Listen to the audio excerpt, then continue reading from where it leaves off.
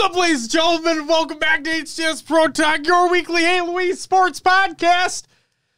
Audio technical difficulties and all. This is episode 238.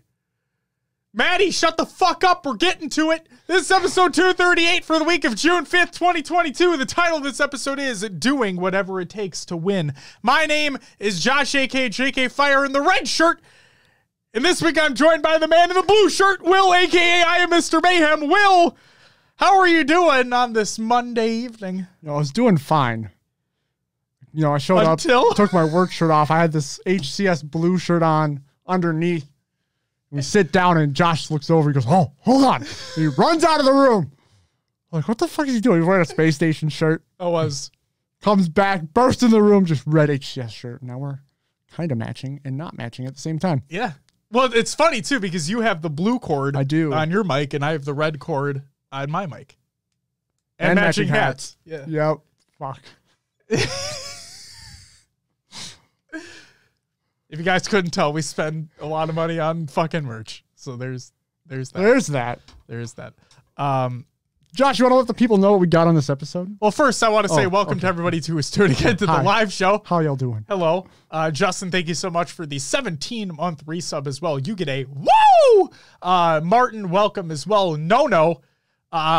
Maddie Rums and Beth, hello, everybody. Hope you guys are having a great night so far. Everybody who also is tuning in, thank you so much as well. And then as we just started, Bird Eastwood, thank you for the follow. Greatly appreciated. Will, on this week's episode of the show, we have the following. Another grassroots tournament organizer takes a break. Money Tuesday is back with a vengeance. We have our topic around recent Rostermania news and orgs communicating rosters with players. So we're going to loop Rostermania into the topic. It's going to be the same thing. Yep. Okay? Yep. Okay. We have some spicy tournament recaps, and we have CDL Major 3 results where, guess what? The Rocker didn't do anything. Without further ado, let's get into the competitive news. Blue Team Tournaments takes a break. This is by Blue Team TO. It is with sadness that today we announce that Blue Team Tournaments will be stepping away from hosting online Halo tournaments indefinitely. This decision was not made lightly. However, the current state of the game is a difficult environment to run online tournaments, especially for smaller TO groups. This was not the news we wanted to share after a hiatus following our Road to Infinite FFA series. We had several tournaments planned in the pipeline for the rest of the year, but we felt that the current state of Halo would not allow us to run tournaments at the quality we find acceptable for the players. We hope to see progress in the game's state that will allow smaller TO teams to run online tournaments more efficiently and smoothly. Thank you to those who understand and or respect this decision, and we wish all Halo players the very best. I already put a tweet out there this morning, but Bobetta and crew, like I said, I really hope that this is just a bump in the road. We loved the Road to FFA series that you guys had. I thought it was an incredibly fresh idea leading into the release of the new game. And yeah, we all hoped and wished that things were in better states, systems were in a better state, whatever it may be. But just know that we'll always be thinking about you, and we hope that you're back as soon as fucking possible, because it won't be the same without you guys. So, but wishing you the best. The only other thing I'm going to say is that I hope you just take this time to relax. Because we talked at Raleigh, right? Yes. Yeah. We talked at Raleigh, and you were talking about how much of an undertaking it was to do the Road to Infinite FFA series and everything else that's been going on. So it's like, take the time, relax, and we just hope to see you back bigger and better than ever. Yeah. Will, we're starting the news segment off with a couple downers, okay, and then we'll get into the uppers, if you will. Don't do drugs, kids. Ranked matchmaking update. This is by Unisheck. DJ Will in the booth. There you have it. Following up here, This morning, we made some changes to the skill parameters and rank to help with this. It may be a bit looser, but we want you to get games consistently. Tagging Eco, Mikwin, and Barcode 2. Please let us know how things feel after today's update. So this was an update to the matchmaking system for ranked, which made it so which supposedly was to make it so the top tier Onyx players were able to find matches more quickly, because frankly, they just weren't able to find matches. So Barcode replied, and he said, "Hey, Unishek, reporting back. Games have been a tad more consistent. I do eventually find games now at least, but sometimes still timing out, and have noticed it's usually very similar players that I'm versing have in my game. But at least the max amount I've timed out has been twice." Well, another update, Unishek. Games have rapidly slowed down and beginning to not find games anymore. Just timed out 3 times. So, doesn't sound like it worked. But there's that. Justin said it made it harder for me. Now I just get paired against Onyx players. Maybe you should just get good, Justin. God, quit blaming the game, bro. Man, I'm just kidding. All right, let's talk about some good news. Mikwin wants back in. Now, the reason why I put this in the show notes. Oh, there's Vicky in the chat, by the way, the twinning going on tonight. Yes. The only reason why, like Will cited at the beginning of the show, the only reason why I'm wearing this red shirt right now is because you were wearing the blue and I had the red and I ran upstairs to go get the red. So that's where we are.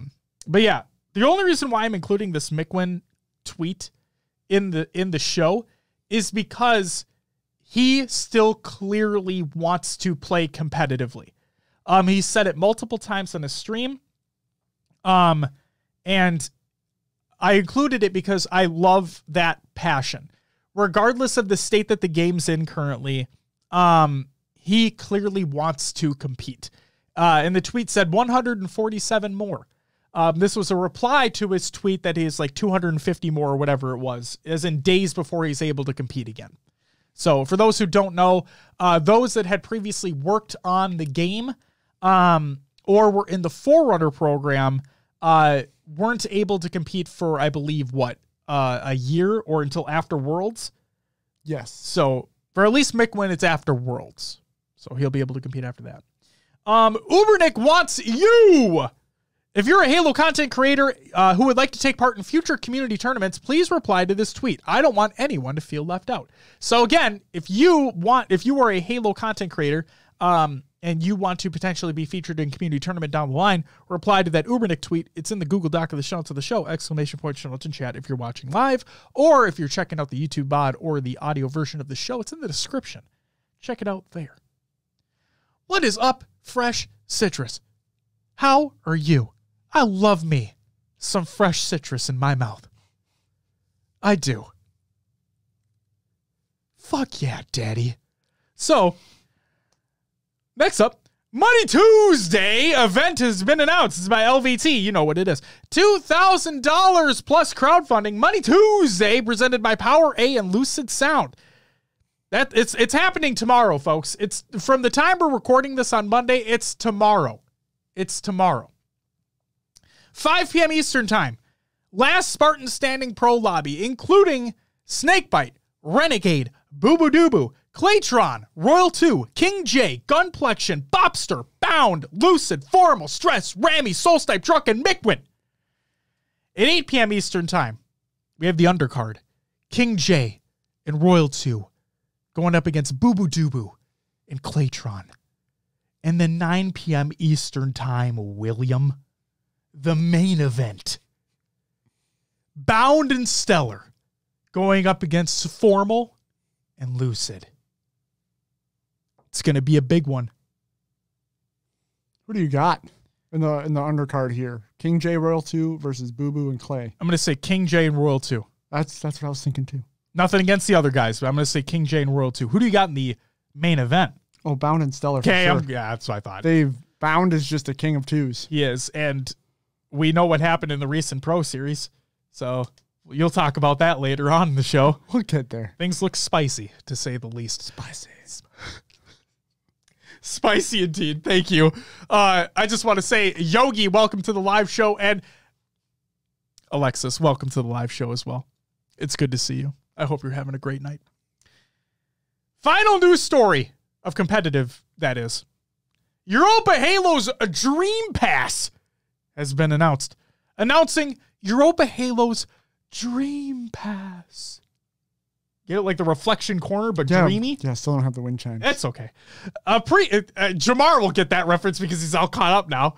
A pre-land cup with 3 DreamHack Halo Valencia team passes and HCS points are up for grabs. It's an open EU double elimination tournament Saturday, June 11th. Also, drops on Twitch.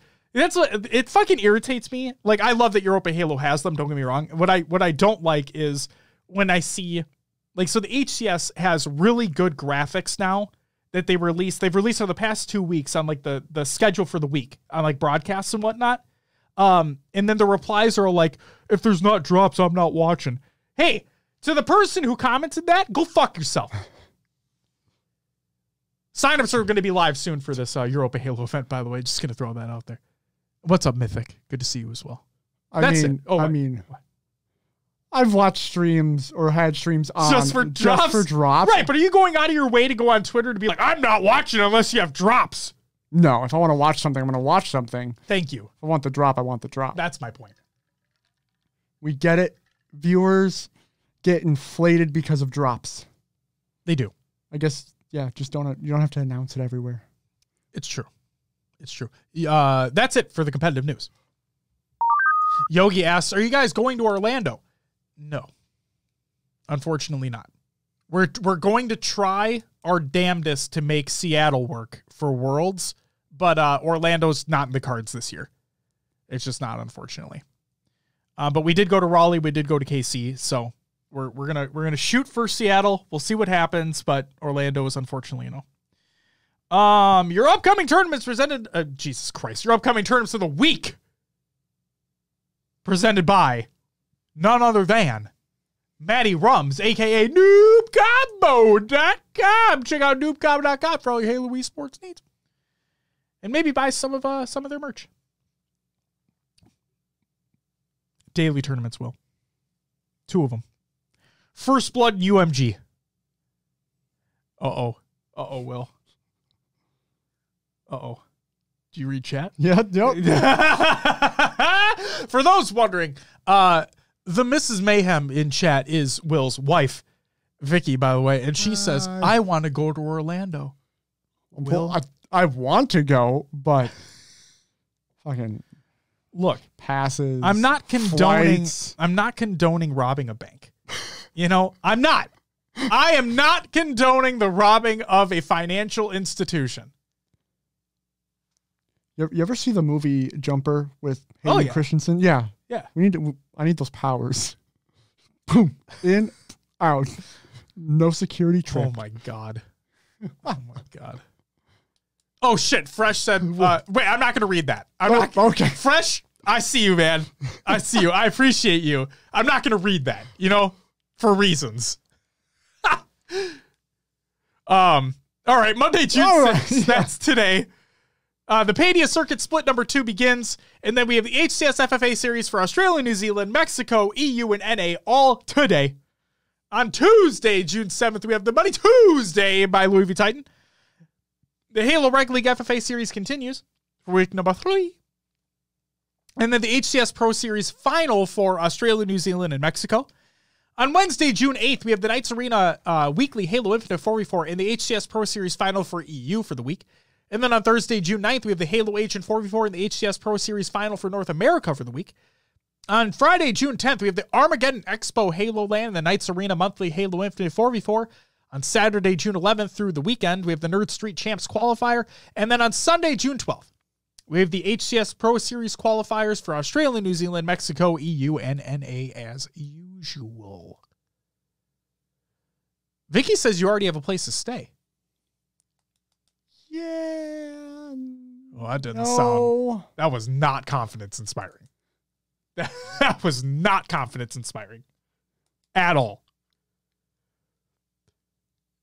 Vicky's probably sitting there like, the fuck you mean? And that's it for your upcoming tournaments of the week presented by NoobCombo.com. Check out NoobCombo.com. Halo.com for all your Halo esports needs, brother.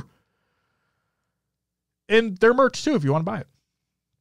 All right, Will, what do we have next? Rostermania!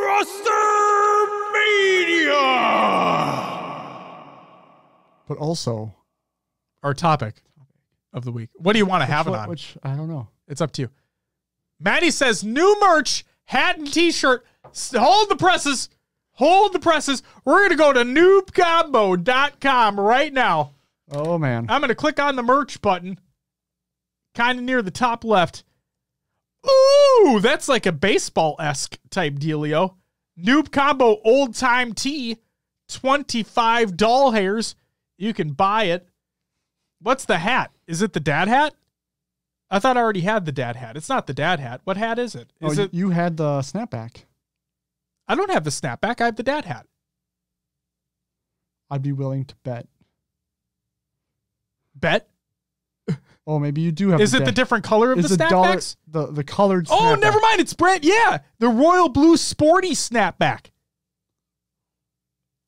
At the bottom they have the sporty snapbacks, guys. They're sporty.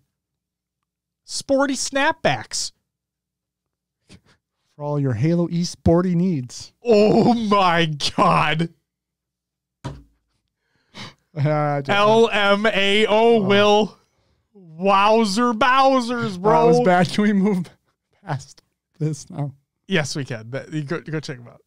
Maddie says he doesn't name them. Well, that's bullshit, but okay. Whatever. Sweet. It's time for our topic, which is also Rostermania. Because duh. All right, Will. How do we want to do this? Do you want me to run through it like normal and then you talk about it afterwards? Like, it's up to you. We can do that. Do you want me to run through the major, like... Yes, we should do Let me do the table. Oh, I was going to say we should start with the things above the table because the table is the results of that. Okay. Do you want to talk through the top then, and I will go through the table? Yes. Okay. That sounds good. So first, changes in Navi Halo Infinite roster by Navi. Following the conclusion of the HCS 2022 Kansas City Major, where Navi finished off 21st through 24th because they're fucking god-awful, the Halo Infinite roster has undergone some changes. Liam Mighty Bourbon, 20-year-old from the Netherlands, has replaced Brandon Respectful Stones. There you go. All right, kind of the one that really shocked the fucking world over the week, last week. Ascend, yes, Ascend. The undefeated EU roster, Ascend. The roster who has basically never dropped a map, Ascend. They dropped Shady. And they state, today we part ways with Shady.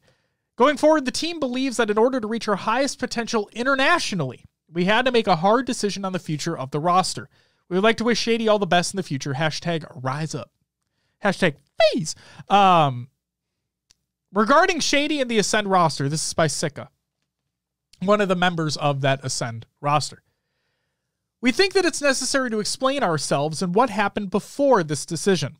It's important for us to write this tweet longer because we don't want people to blame Ascend as an organization because they've always been great and professional with us, and at the same time, we're human beings as well. We all feel affected by the way people are reacting without knowing the truth behind our roster change, thus why we want to explain it to the community in the best possible way. First, the most important thing to say is that we didn't drop Shady because of the latest tournament. We've been winning for 19 months, and he is and always will be a part of it as much as we are. Then why? Why would you make a change a few days after this result? So the answer is quite long, and everything won't be fully explained because we believe that we have to respect the privacy of the whole roster. To be honest, the chemistry on the team hasn't been working since Raleigh. There are some things that happened in this LAN and onwards, and many of us thought about leaving the team or making changes at that point. We kept all this private. Nothing from us that could lead anyone to think that our team was having issues and everyone kept thinking that Ascend's Halo fairy tale won't be over anytime soon. In the end, everyone decided to continue on with the roster as it was, but I think lots of us had something in the back of our mind expecting that changes might come, and that the chemistry between the players and the team just wasn't working out anymore. Obviously, because we're still winning everything in the EU, it was easy to just try and ignore it and keep moving on. But in the end, and even when we were winning, we all felt the effects of a bad team chemistry and a lack of motivation to improve. When we win a tournament, it was GG, guys, and everyone leave the call without any forms of celebration. Our passion strictly became a business, even though we've been enjoying it so much for our whole life, leading us to become professional Halo players. I personally was asking myself, should I stop? Should I go back to my studies? Should I give up on the all the time and passion I'm putting in? I had no answer for that, but things were harder and harder to handle, especially when in everyone's mind it was sure that we wouldn't keep the same roster next year. We were at a point where we were playing it with a very talented player, but we all knew that it couldn't last, and it does feel so fucking bad. Practice became tasteless. We didn't try to improve as a team anymore, and the consequences are simple. We were not getting better. It became impossible to see eye to eye with this team. Some felt frustrated, some felt mentally broken, and victory couldn't even heal us anymore. This is why we decided to make a change. To learn what it is to strive for victory once again, to get our passion back and to give a meaning to everything. We hope that this will make sense. We wanted to make this decision clearer without going deeply into the team's privacy, and we would like everyone to understand the way we feel. Please don't be hard on Ascend. They've only tried to help us as much as they could since the beginning. We've had several calls with our mental coach, and we tried to make this team work as much as possible. We weren't capable of keeping doing so, but they've helped us try in every possible way. We would like to end this explanation by wishing good luck to Shady for his future, because he'll always have a bright future ahead of him in Halo. Thank you for reading this. Sincerely, Sika, Legend, Snipe Drone, and now Kronos. So there you go. That was insane, because they were winning. Yeah. Everything. But I loved the response. I love that they decided to keep the personal stuff out of it too. That they just said, hey, this is happening. You know, they gave some insight about how practices just were practice. No one was really gelling, it seems like. The comms were stale. Like you said, they'd say GG's and everyone would leave. Like there was no just talk or anything, you know? It was perfect. It was perfectly well said. Obviously, besides the grammatical errors, but that's besides the point. I'm just giving shit. No, it was a great response. They didn't even need to give a response, but the fact that they knew all the backlash would come from it, like who's going to blame who, blah blah blah blah blah. And no, they got out ahead of it. Like, hey, we want to get out ahead of this before the shitstorm starts, and be like, hey, it's not the org's fucking fault. We made this decision as a group, and they helped us every step of the way. Yeah. So awesome. Good for them. Next up.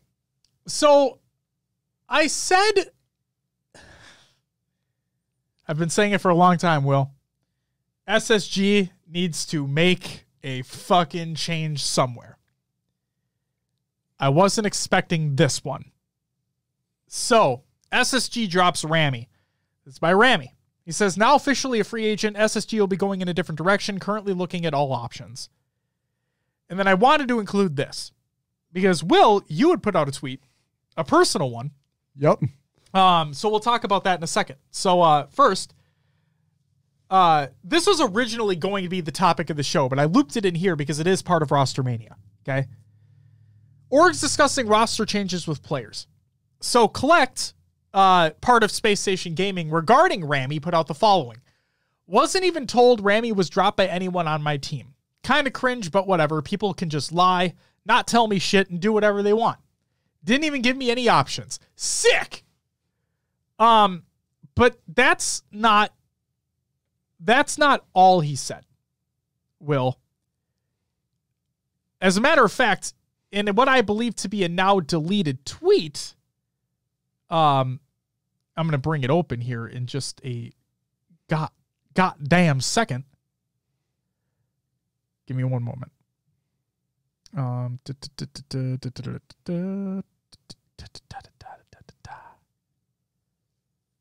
Josh is searching. Where the fuck are you? I'm guessing it's it's the deleted tweet you have? Yeah, I saved it as a screenshot. It's on the other computer. Fuck it. Whatever. It's fine. Can you summarize? Well, he's just mad. Okay. He's just further mad. just further even more mad. Okay. So there's that. Oh, Yogi, oh no. He says maybe Collect should just bench himself like Sparty did. So, from Trey, he says, that was one thing we decided for Oxygen Esports is that we would have open dialogue about team changes. Even when it's tough telling your buddies bad news, gotta be honest, it's just respect. Hoaxer replied with, for the life of me, I cannot understand why this is such a difficult concept of value and respect. It's paramount for the scene to grow long term. Spartan replied with, player management needs severe improvement around these parts. Communication is worse than most of my past relationships. And then Hoaxer replied with, players have plenty to introspect on just the same. We'll jab back.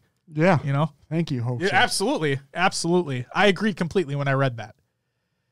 Oh my God, Alexis. Every team should just have one player bench themselves in solidarity. Fuck, get out of here. Oh my God. Make a statement to the org. Yeah, no. Instead of Lethul getting dropped, he just benches himself on Sentinels. Oh, wouldn't that be something, huh? Renegade benches himself on Cloud9. Spartan can or not Spartan, but Snipe Down can step down to play Apex. Just bench himself. Just bench himself. Phase. Oh my God. Wonderful. Yeah. All right, so you tweeted, Will. Yeah, I tweeted. I was tired of this shit. Like, okay, I put out a tweet that was basically saying, your org does not have to tell you about team changes unless it's outlined in your contract. Like, they're the organization putting together this team, paying the salaries. They can make a team change without you knowing. You do not run the team, you work for the team. Now, I get the sentiment of players lying to each other, not telling each other about moves they're making. Especially if it's someone you respect and trust and like you have that bond as teammates and they're just like, oh no, you're gone. But ultimately it is the team's decision, the org's decision. And this is where I've talked about it before, where a players union in esports could exist so that there are outlines and guidelines of these types of things that go on. Now it's so difficult to do because every esport is different in the way it operates. Also PR for the players. Yes, PR for the players. We established that with the Spartan situation. Yes, and this is where we get, players get agents. The org doesn't talk to the player, it talks to the fucking agent so that there's a buffer between these goddamn egos. You get your bargaining agreement between the organization or it'd have to be like the HCS and the players. Yeah. What the HCS provides, which then they would have to tell their partnered teams what's expected, and then the players get those benefits or whatever it may be. So we're saying this is the HCS PU? The Players HCS Players Union. It's a real stinker. That is. I fucking hate myself.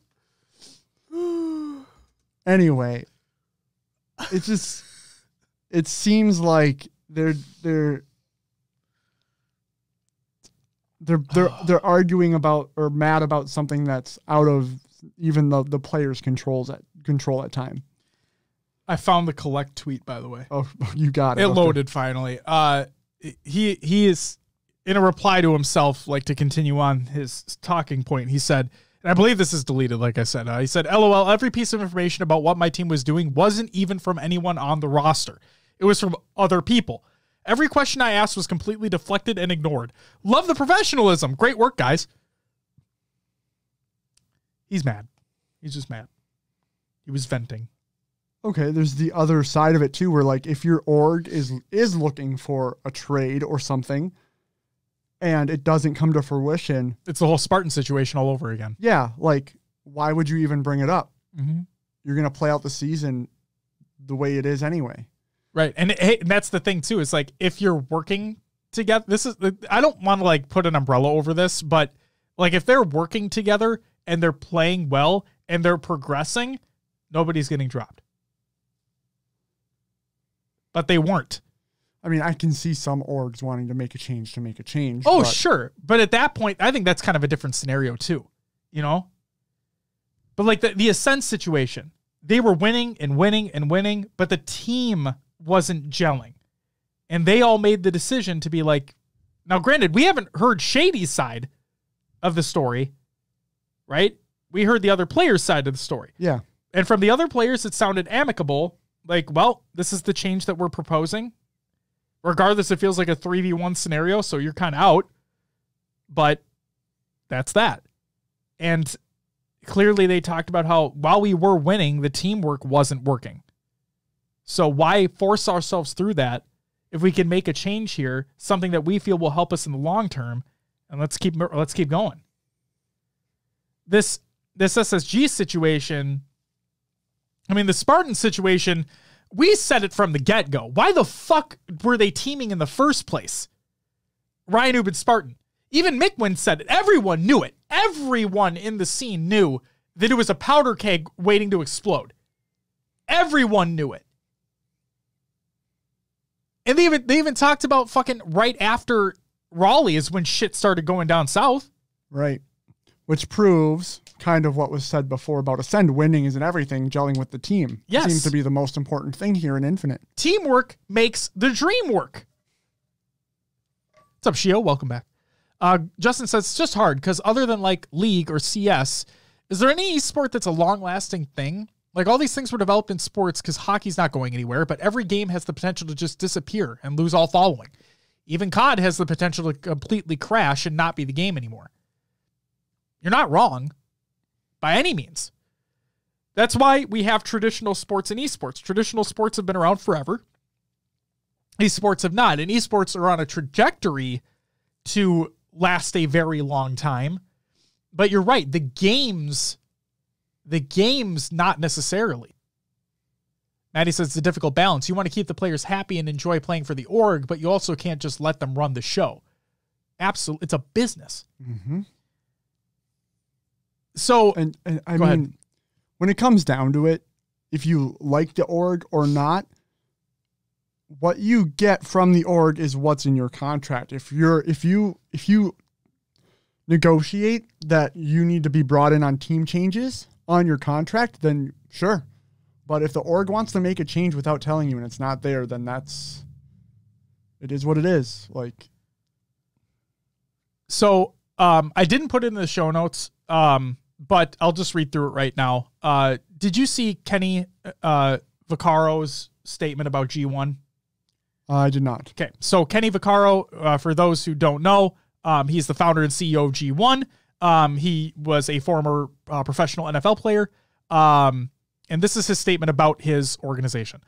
I've had situations where I'm talking to my Halo team and they're not playing together and they don't like each other. They're not meshing. And I'm literally tearing up talking about playing beside Kevin Byard, I probably mispronounced that name, on the football field and what it means to play for your brothers and how much better you play when you're playing for someone you really care about. It's the same thing in gaming.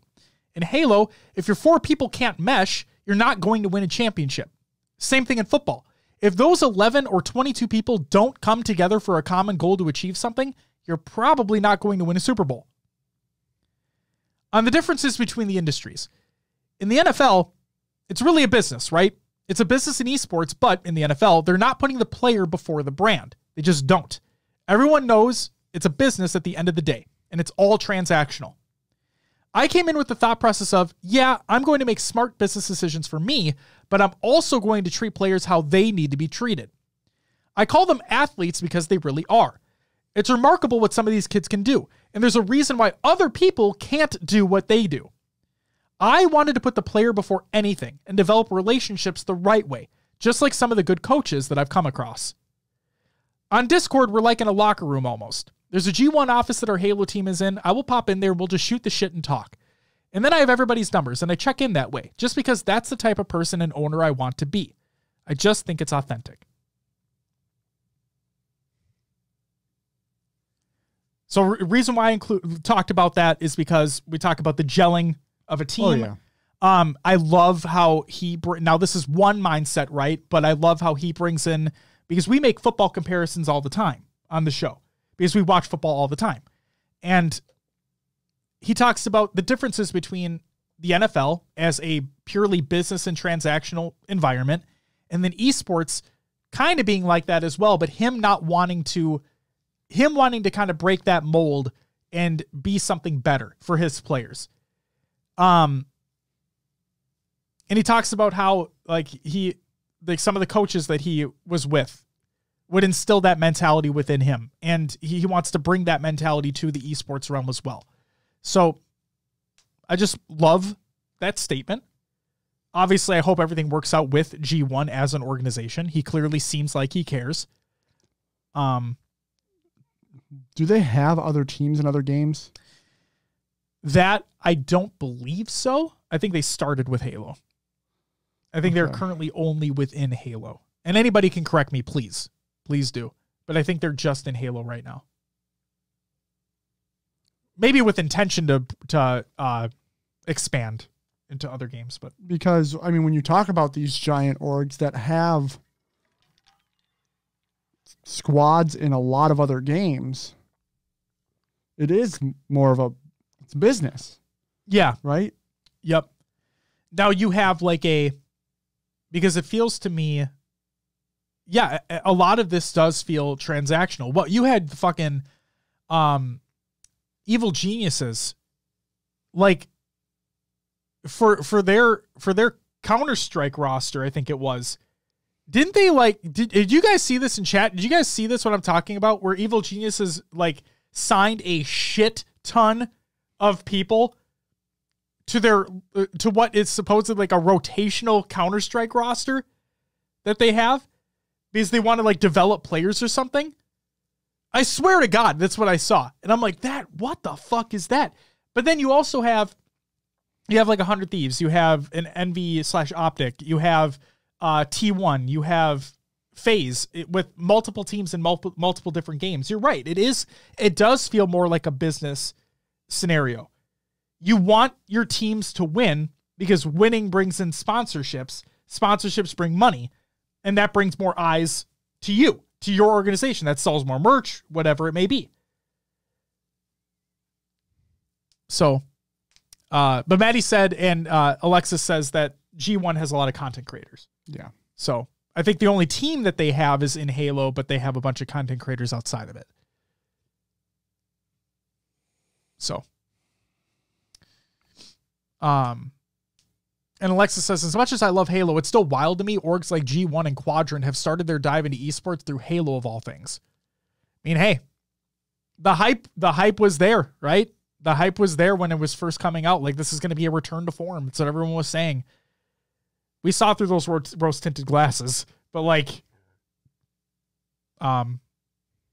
yeah, we'll see. We'll see what happens. Yeah, I just like that statement. Okay. Ready for the big ones? Sure. Okay. These next two pieces are from Dexerto.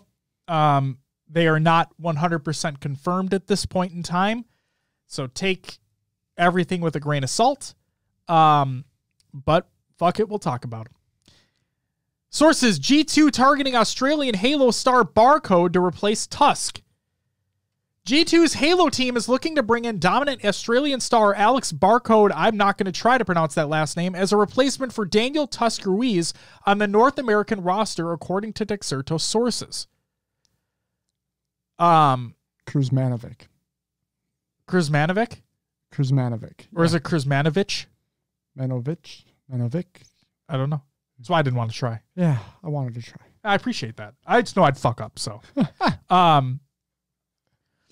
We talked about it last week, where if Barcode does want off the Chiefs, where would he go? If he wanted to make the move to the United States, where would he go?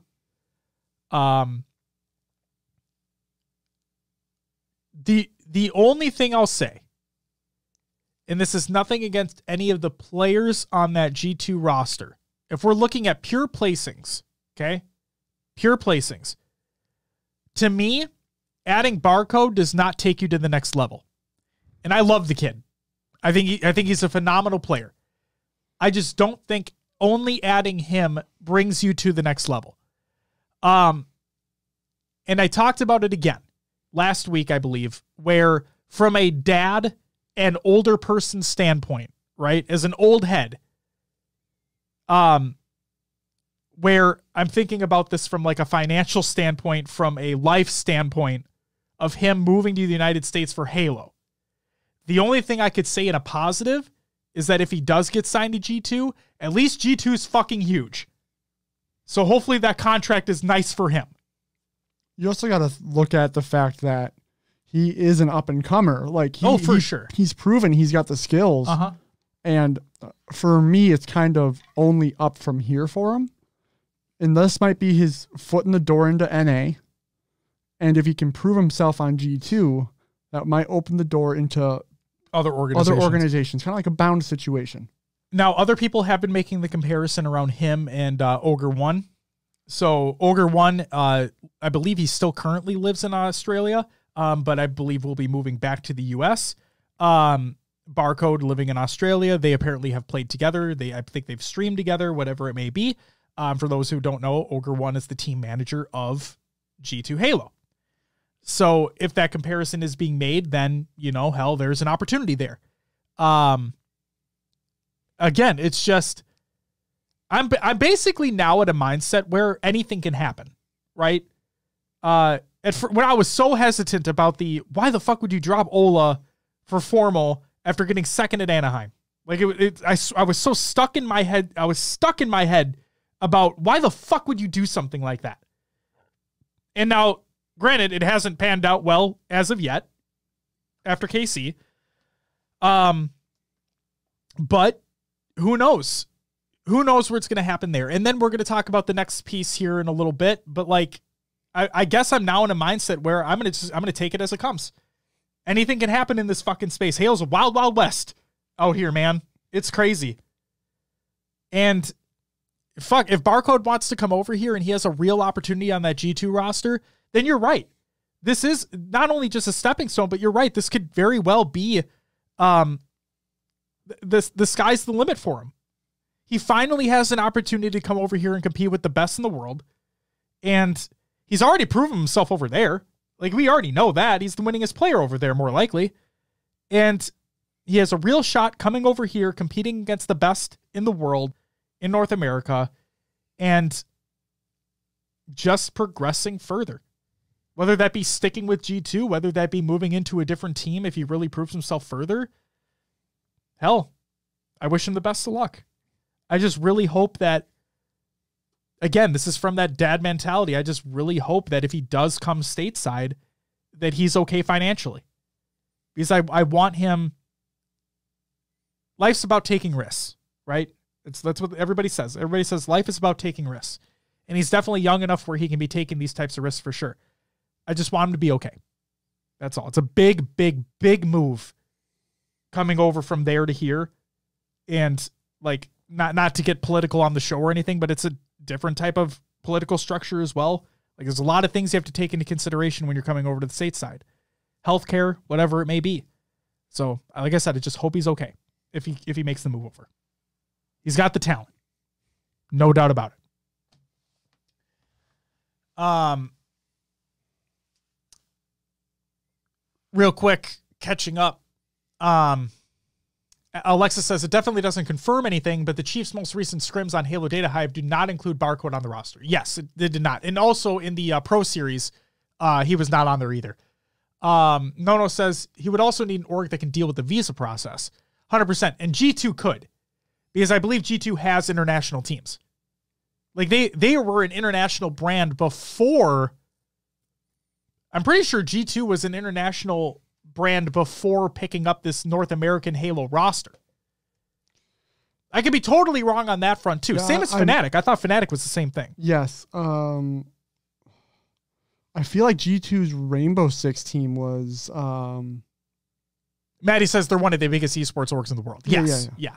I'm just saying, like, I thought they got into... G2 has a North American Rocket League team. Did G2 get their start, though, internationally?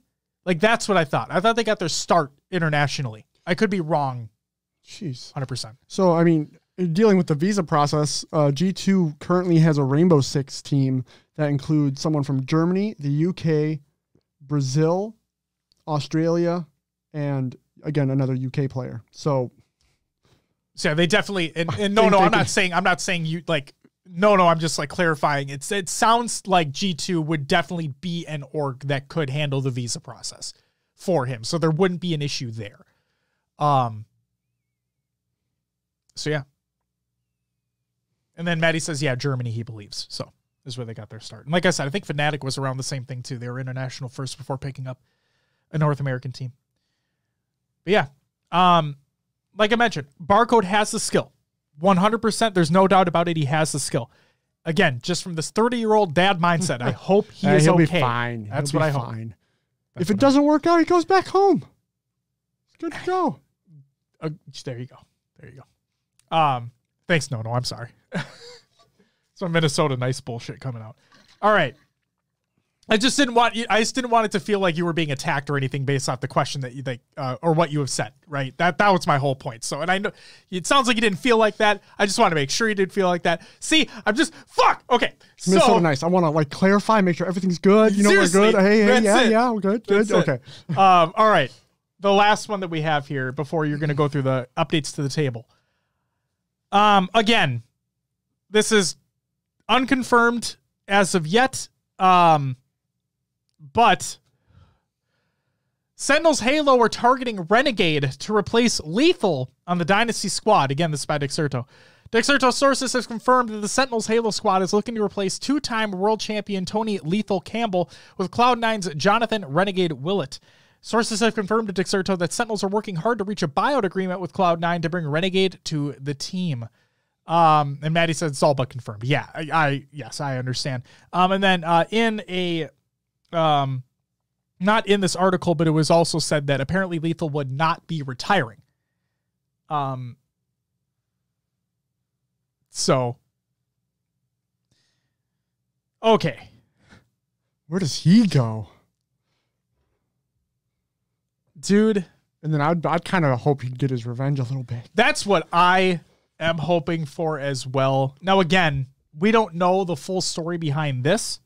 We don't know if now, apparently this was like a thing that has been talked about for a little while with that team, supposedly. Yeah. Now I don't know if it's if it's like a teamwork scenario, if it's a meshing scenario, don't know, because they've been together for so long. They've been together the longest out of any Halo roster, if I'm not mistaken. So this would be not unbelievable, because unbelievable is not the correct word for this. Apparently it was known in KC. There you go, says Maddie. This would be a move. People are going to remember this move. If this is real, which everything sounds like it's going to be, this is going to be another one of those scenarios where people are going to look back on this one. This could have the same ramifications of a Lethul leaving EG to go to CLG. This could have that type of scenario. As to who benefits more, we don't know where Lethal's going to end up. You know, that's the question. Where does he go? And I don't want this to happen, but I'm just going to say it. Does Optic drop APG and pick up Lethul instead? Ooh. Right? Because if Lethul was to be picked up, I wouldn't. If Lethul still wants to compete, I guess he would have to see what happens in terms of contract. But I wouldn't want to go to a space station. I wouldn't want to go to a team who hasn't been placing well. I'm used to winning. I want to be on a top roster, like a Renegade situation. If he is to leave Cloud9. And from what we're hearing, his personality has to fit in with the squad, right? Mm-hmm. That's what it's all about. So, I don't know. We know that Lethul and Formal have teamed together in the past.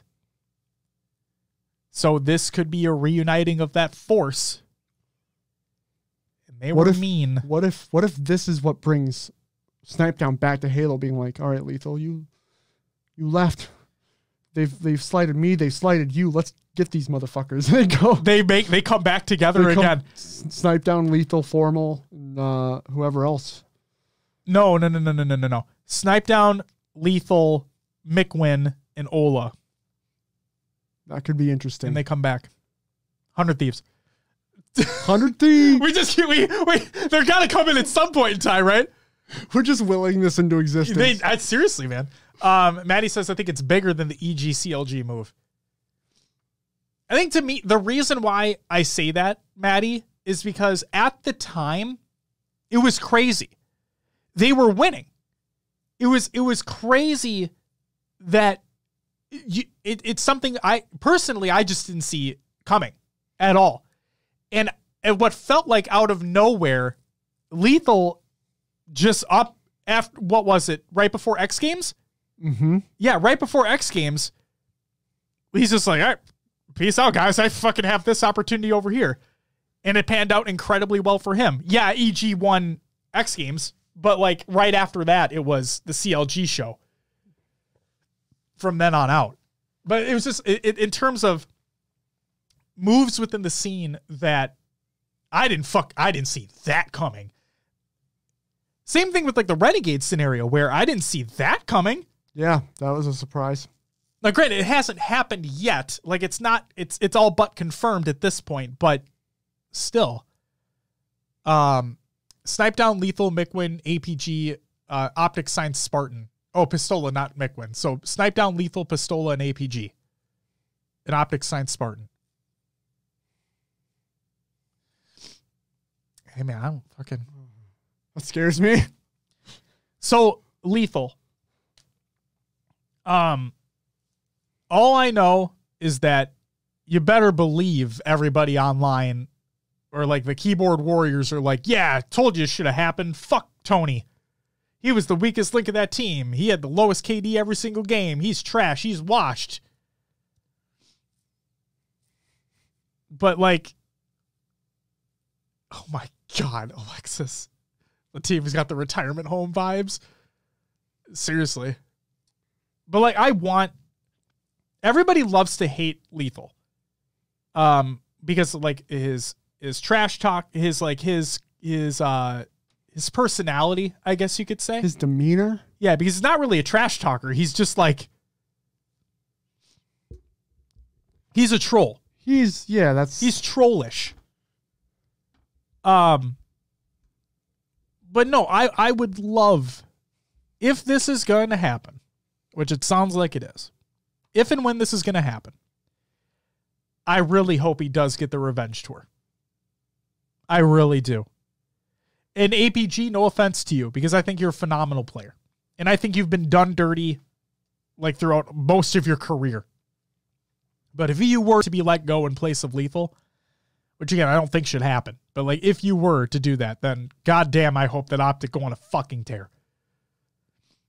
Not just because I would love for Optic to actually win something in Halo again, besides the 1 year in H5 where they pick up the CLG roster. Yeah, and then fumble the negotiations. Yeah, and then promptly get rid of said Halo roster. Man. Maddie says, people will say that, but if they don't win after getting Renegade, those people will hear it right back. Yep, absolutely. Absolutely. And it's the thing, too, is that's the thing that I hate about this scenario, right? Is that we talk about in football all the time that teams are in a win now mentality. Yeah. Right? They make all these moves in the offseason. They get their draft picks, whatever it is. The draft happens, free agency happens, team players get healthy, and they like, we're in a win now scenario, right? That's what it really feels like with all these Halo, like these roster changes in Halo. We're in a win now mentality. When, let's say, the dust settles, right? Renegade is on Sentinels. Lethul is God knows where. And let's say Sentinels don't win the first event. Orlando. Let's say they don't win Orlando. Guys, they had less than... They had, depending upon when and if this thing happens, they might have a month, 2 months to practice for it. And if they don't win, changes aren't going to fucking happen overnight. Now, I know what people are going to say to me in response to that. Did you watch the Pro Series where Bound subbed in on Cloud9 and they won? Sorry to spoil something for later on in the show. It's an online fucking tournament. I do not want to hear it at all. Because I already know people are like, oh, it looks like he just fit. It looks like everything, they're just kicking it right off where they left off. It was an online tournament. That does not translate to LAN at all. You want proof? Look at Optic scrims. Look at all that. Look at the FaZe Invitational. Look at all that. You think that mattered when KC came around the block? No. It didn't matter at all. Not in the fucking slightest. So get this one Pro League tournament out of the way. Wait till you get to LAN. And I'm wishing Bound the best. Like, if Bound does end up on that Cloud9 roster, if all these trades happen, if all these contract negotiations happen, and all of this, when the dust settles, is done, I wish him the best. I do, because we want every team to succeed. Obviously. It's just, stop basing off one fucking online tournament and be like, see? At least he's fucking winning with them. Online fucking event. Calm down. Where do you think Lethul ends up? Oh, gosh. I can't even speculate at this point because I've only seen him with the Optic squad. Like, I really don't know, or with the Sentinels. CLG Optic Talk Sentinels. Sentinels. CLG Optic Talk Sentinels. I've only seen him really interact with those guys. Like, I don't know who he would gel with otherwise. So, real quick, because I found this laughable. Maddie says, it's like Elamite said. It's all about worlds. Elamite, the coach of Space Station Gaming Halo, in the most recent documentary series for Space Station Gaming, really well done, by the way, genuinely.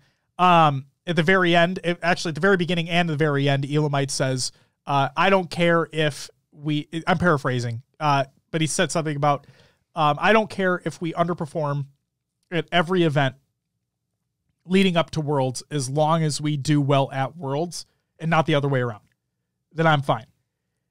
And I'm like, that's awesome.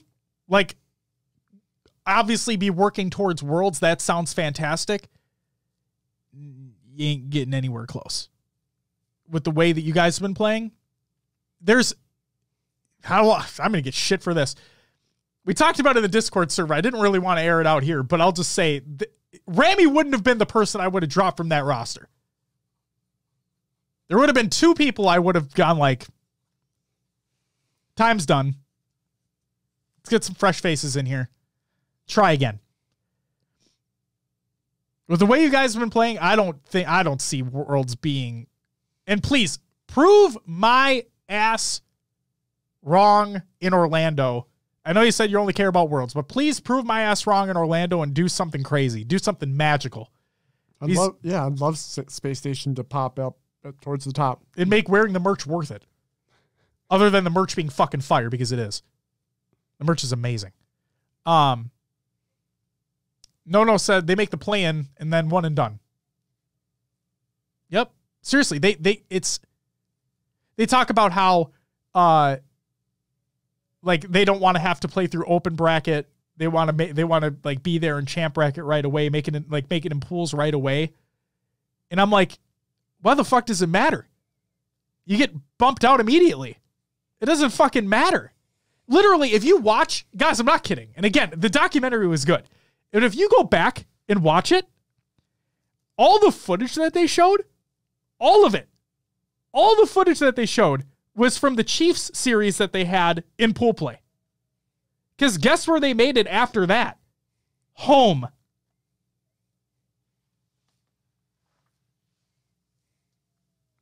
And now they talked about how another series they weren't able to use because the footage wasn't there. But either way, I don't give a shit. The fact of the matter is you only have footage from a pool play match against the Chiefs.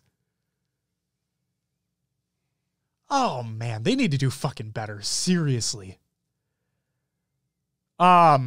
Alexa says, for a roster that's supposed to be veteran experience guiding fresh talent, it's comical that their greatest rivalry is with the team of entirely rookies that is Fnatic. Yup.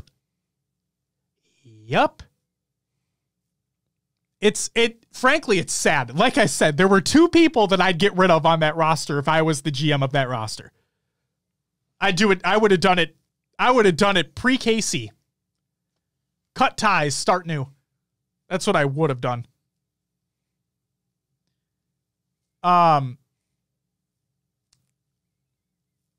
so sorry to derail about the SSG situation. It's got heated there. But Lethul. What's up, Shaggy? Was me. Am I old for saying that? My mind went to like, Zoinks, Goobs. You're like, it wasn't me. My man. Shaggy, welcome to the live show. It says, yo, first time catching you guys live. Amazing setup. Thank you so much. Also, the logo is not real. I feel we have to say that for people who are tuning in and be like, oh my God. Do you actually have that on the wall? No. It's a graphic. It is. It looks really good though, right? Yeah. I feel like it did the color coding pretty well, or the blending. We did really good today. We got the red and blue behind us. The logo up there. We're wearing the red and the blue. We got the red and blue cables. The logo do look nice though. Fuck yeah, fresh. It looks fresh, like citrus. Where do you? Okay, so my mouth. let's round out the Lethul talk. Yeah, sorry. I'm sorry. Where do you see Lethul ending up then? Because I have no idea where he would go, unless it's a lower tiered team. And I get predictions wrong. Our predictions are always wrong. But, if Optic were to make a change, and I know everybody said they're not. But if they were going to make one, it would be APG for Lethul. And in my mind, that'd be the only thing that makes sense to me. Because if I was Lethul, and again, we don't know the contract stuff here. We don't know, because apparently Sentinels are trying to buy out Renegade, because obviously Cloud9 don't want to fucking get rid of Renegade. Yeah. And he's going to be going for top dollar, right? And also Cloud9 is going for Bound is what it sounds like. So they don't want Lethul. So it can't be like a swap for swap. You know what I mean? So I don't know what's going to happen there. But if it was just like an apples to apples thing, then like I said, if I was Lethul, if I was Tony, then I would want to be on a team competing for a top spot. And the only team that is competing for a top spot that's not an absolute dumpster fire, United, is Optic. That's it. They're the only other one. What if it happens? Because like in my mind, you have all these stars that might end up on a fucking bench, right? Yeah. What if they were just like, all right, we're going to do this like 6-team rotation and we just waive the buyouts for everyone because like an NBA, NFL, NHL, yeah, like a trade. 6-way trade. Mm-hmm. Like it's a thing that maybe could happen. Again, we don't know the contract negotiations, so it's 100 Thieves time. The window's open. Let's go. I would love to see them step in, but with their new ventures into making a game and what they have tied up in CDL, I don't know if it's possible. Who knows? But it would be cool. Shaggy says, "LO, I've heard it looks sick. Normally, just listen to in via Apple Podcasts." Hey, well, thank you for tuning in live. It's greatly appreciated. Good to have you, and thank you for listening to the show. Regardless, thank you so much. But like I said, if it was up to me, if I was him, which I'm not, since I'm winning so much, since I'm used to winning, and I'm used to that mentality of going in with the intention of winning an event, and I don't mean to talk for him, but like if I was him, then the only team I could see myself going to actually have a chance to continue winning, because clearly Cloud9 doesn't want me, would be Optic. United's a train wreck. FaZe is a train wreck, because we don't know what Snipedown's doing. We don't know if Bound is officially going to Cloud9. So let's say Snipedown doesn't play Halo anymore, only goes to Apex. Bound does go to Cloud9. FaZe has 2 people on their roster. Does Lethul go there and try to build something up with another player? Maybe. Maybe that's a possibility, because Bound and Falcated are phenomenal as well.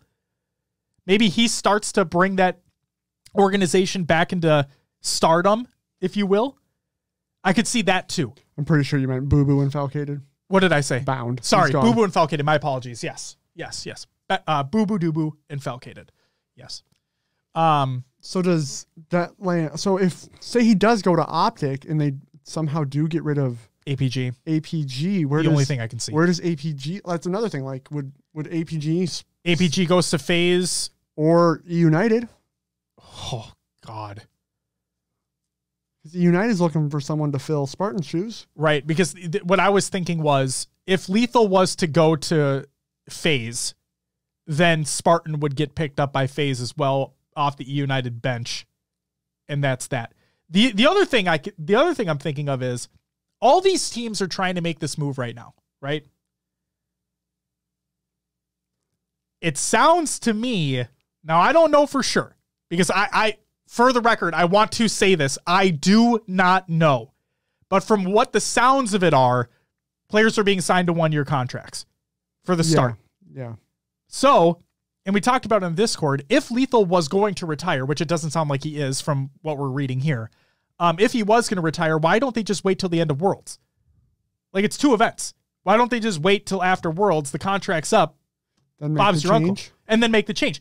Every team makes the change. It's because I get it. They want to win. Like, I understand. It's just like, it's crazy to me that, and again, it's the business side of it though.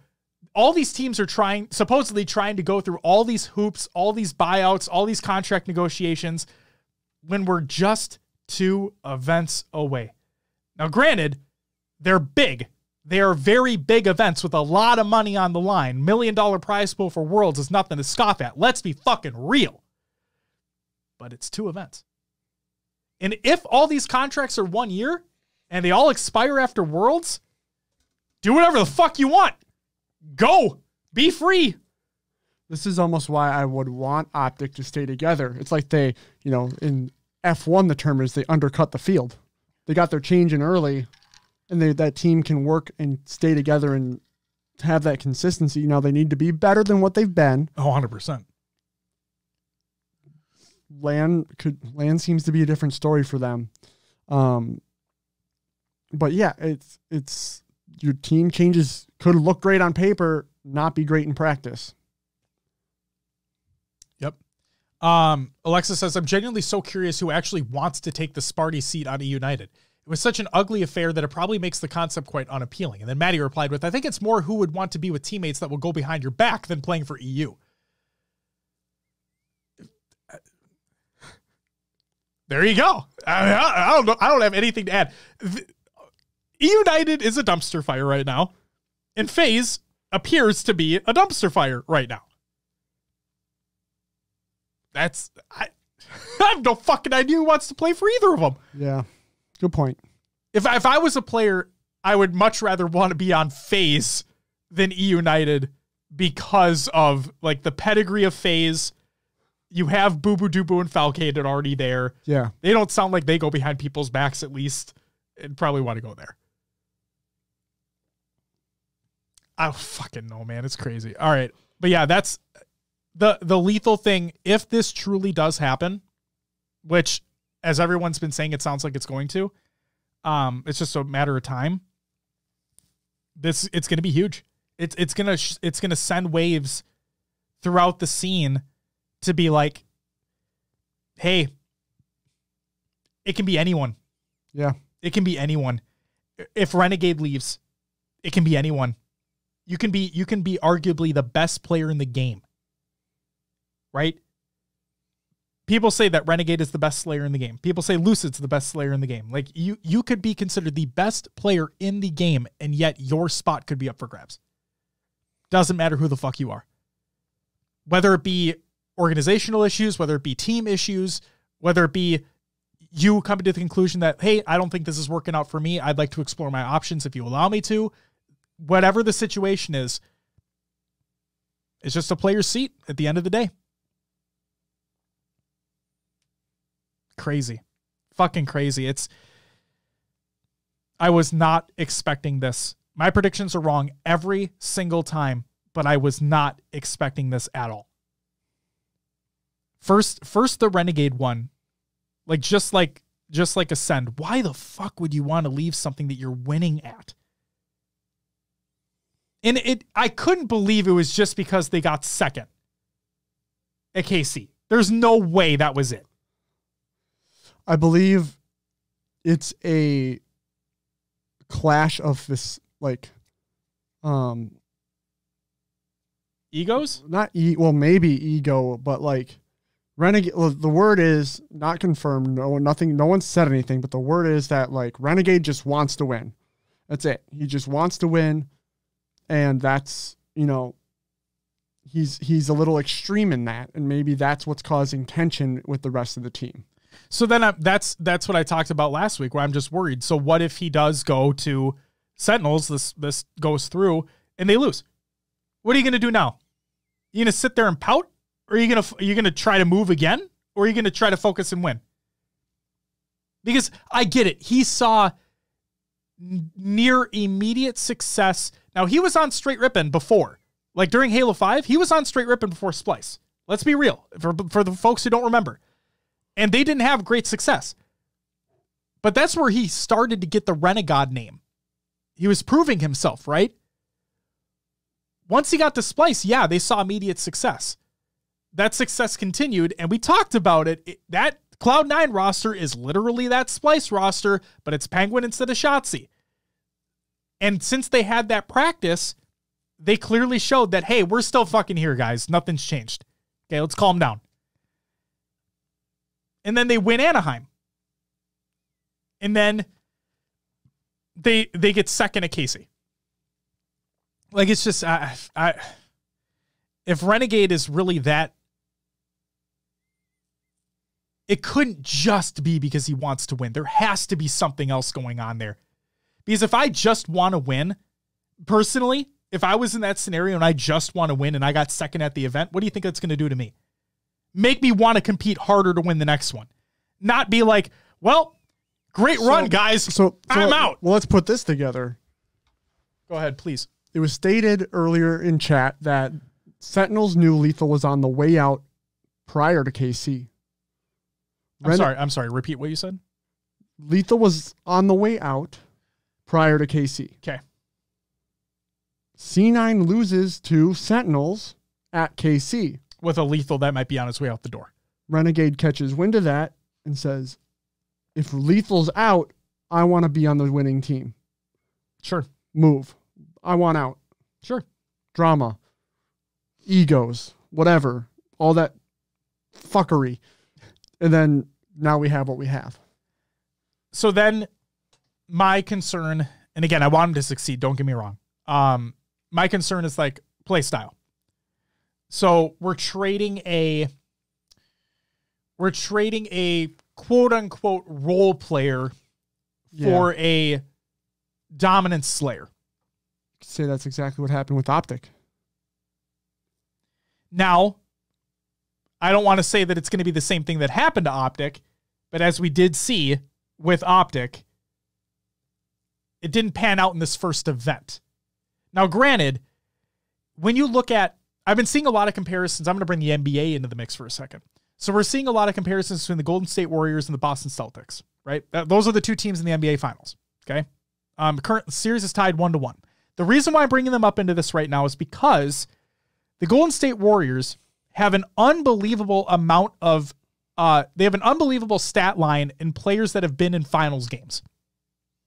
Okay? Okay. The Celtics have none. Yeah. Optic Gaming, in terms of Halo, has Formal, who has been in championship positions in the past, but the other three haven't. I don't believe APG has. Sentinels, I would say not World's Championship. Sure. But he, like, MCC. Right, but I'm talking like MLG National Championships. I'm talking about HCS World Championships. Sure. Right? Yep. And then you have Sentinels who've been there, done that multiple times. So they know what to expect. So in that regard, I could see Sentinels doing better with a Renegade than, like, starting off than Optic picking up Formal and seeing what happened here at KC. That was the comparison I was making. Sure. Relent, welcome. He says, everyone wants an easy way to win. No one wants to take the long, hard path. And agreed. And they don't need to. I'm not saying there is going to be a long, hard path. I just don't want Renegade, and I'm not saying he will. I just don't want him to. If this trade happens and they don't win Orlando, then I don't want him to be like, well, fuck me. Should have stayed, you know? And I don't think he would. I think he would fight harder and then they'd come back even stronger at Worlds because we know how Sentinels are. We know the mentality that they have. We know what they're capable of doing. They are winners. Plain and simple. Alexa says, all I'm saying is that this time it would be so different right now if Fnatic hadn't choked the game 5 versus Cloud9 in Anaheim. Now, wasn't that a pool play game, though? I thought that was pools and didn't matter. Alexis, please correct me if I'm wrong there. I know that they took Cloud9 to a game 5, and I really thought it was a pool play match. Oh, it was winner's bracket? Oh, holy moly. That would be funny, huh? Then Cloud9 would just make the dumbest loser streak ever. It'd just dominate. What'll be funny is if they lose to C9 at the next event if this happens. Who knows, man? Who the fuck knows at this point? It's just... What I find hilarious, and I keep thinking about this, is bring it back to the point of like, why don't they just wait till the end of the year when contracts are up anyway and then just go ahead and make all the moves? Because all I can think about in the back of my mind is that no org is going to let this happen until the end of the year.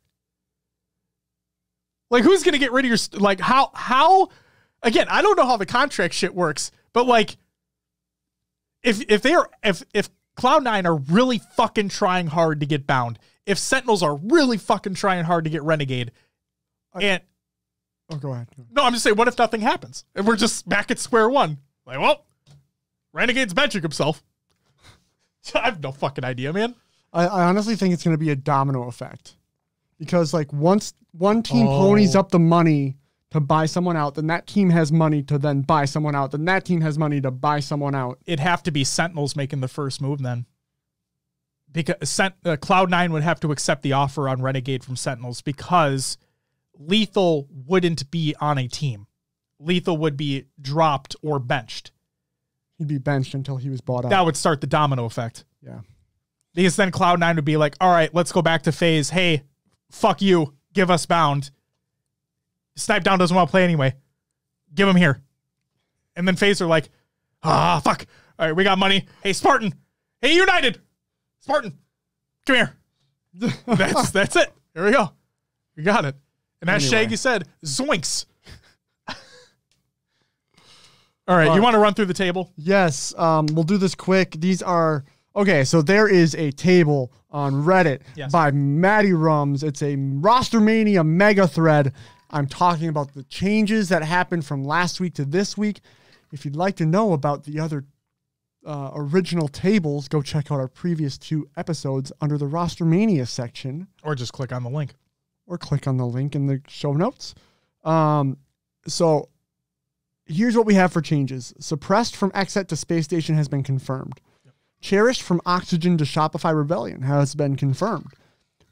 Of course, we talked about bound to from FaZe to Cloud9, possible, not confirmed. Renegade to Sentinels, not confirmed. Lethul, free agent, not confirmed. King J from BBG to free agent has been confirmed. Lakar to Exet, not confirmed. Tusk to free agent, not confirmed. Rami from Space Station to free agent, has been confirmed, sorry. Yes. Blackhand has picked up 3 players in Glory GG's, Mista, and Sir Ebby, confirmed. This is EU, by the way. Oh, yes, EU. Yep. Navi is sending Respectful to Ascend, but not confirmed. Potential. Mighty from free agent to Navi, confirmed. Shady from Ascend to free agent, confirmed. Barcode possibly going to the Chiefs, as we talked to, or from the Chiefs to G2, as we talked about before, not confirmed yet, but it's rumored. Yep. And then also for Australia and New Zealand, Final Form has picked up a team. This is 2 free agents from a member from Demons and a member from BBR, and this includes Jordan, Junior, Benji, and Loli. And last but not least, another rumored player move in Mexico, Nugget going from Cruelty to LLNM. And there we go. That's it. Alexa says, I feel like Respectful to Ascend is fairly confirmed. Shady is on Online Warriors now in place of Respectful after all. Well, hey, maybe that's very well the fact. So, yeah, we'll wait. The reason why we say not confirmed yet is because we haven't seen the tweet from the org yet. That's all. Once we see that and we see the table get updated, well, there it is. Will, thank you very much for reading through that changes to the table. Yeah. We'll do our best, like Maddie and folks are doing their best to keeping that table updated. I'll do my best to keep the updated table in here as well. All right, Scrim and Tournament League recaps of the week. I don't have any Scrim recaps really of note here, but if you want all Scrim recaps for any and all regions in competitive Halo, head on over to HaloDataHive.com, your home for your statistical Halo needs. And all tournament recaps and personal stats as well, if you want to go check that out. And Will, what did we have for the Tournament League recaps over the past week? All right, we'll start off with the Halo Rec League FFA series. This is their second series, and we have our Week 2 leaders. Tied for first is Jukes and Deedle FPS, and third is Golden Guy 333, and fourth is Stim. Moving on to the HCS FFA series, we'll start off with Australia and New Zealand. In 8th place, we have Rogue 103, Tarnsky in 7th. In 6th is Aleo. 5th is Elik.